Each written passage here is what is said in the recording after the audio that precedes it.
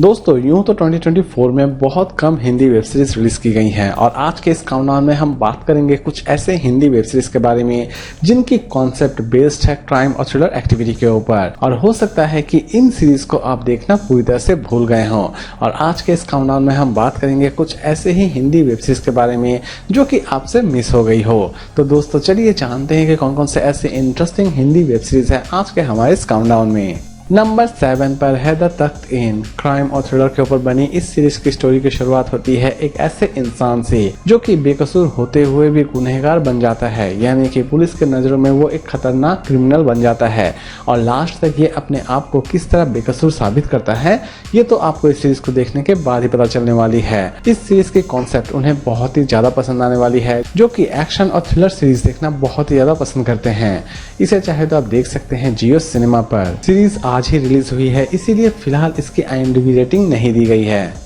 Number 6 पर है plaster. Crime, thriller और एक्शन के ऊपर बनी इस सीरीज की शुरुआत होती है कुछ ऐसे टीनेज लड़कों से जो कि अमीर बनने के चक्कर में ड्रग्स स्मगलिंग शुरू कर देते हैं, लेकिन ये ड्रग्स स्मगलिंग उनके लाइफ की सबसे बड़ी गलती होती है। वो एक खतरनाक क्राइम में इन्वॉल्व हो जाते हैं और लास्ट तक ये सभी टीनेजर्स उस खतरनाक क्राइम से किस तरह अपने आप को बाहर निकालते हैं ये तो आपको इस सीरीज को देखने के बाद ही पता चलने वाली है। इसकी IMDb रेटिंग है 10 में 6.9। इसे चाहे तो आप देख सकते हैं चौपाल ओरिजिनल पर।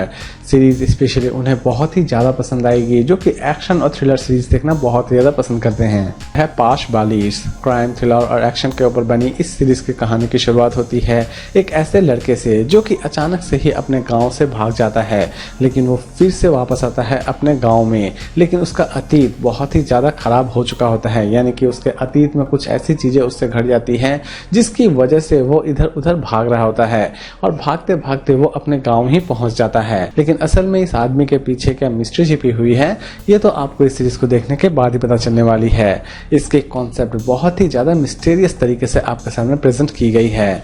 ये सीरीज स्पेशली उन्हें बहुत ही ज्यादा पसंद आएगी जो कि एक्शन और थ्रिलर सीरीज देखना बहुत ही ज्यादा पसंद करते हैं। इसकी IMDb रेटिंग है 10 में 8.4। इसे चाहे तो आप देख सकते हैं ZEE5 पर।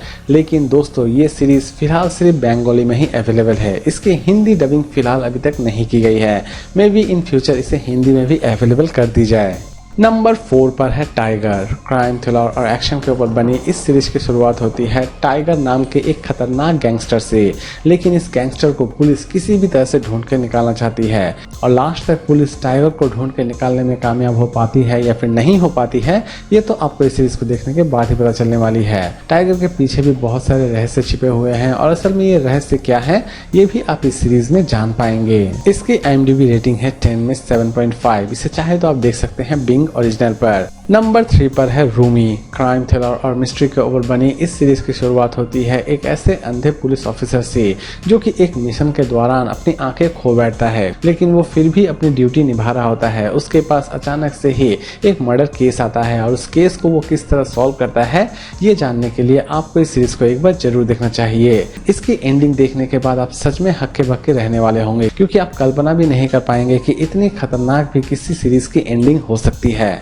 यूँ तो दोस्तों फिलहाल इसे हिंदी में अवेलेबल नहीं की गई है, लेकिन बहुत जल्द इसे हिंदी में भी रिलीज कर दी जाएगी।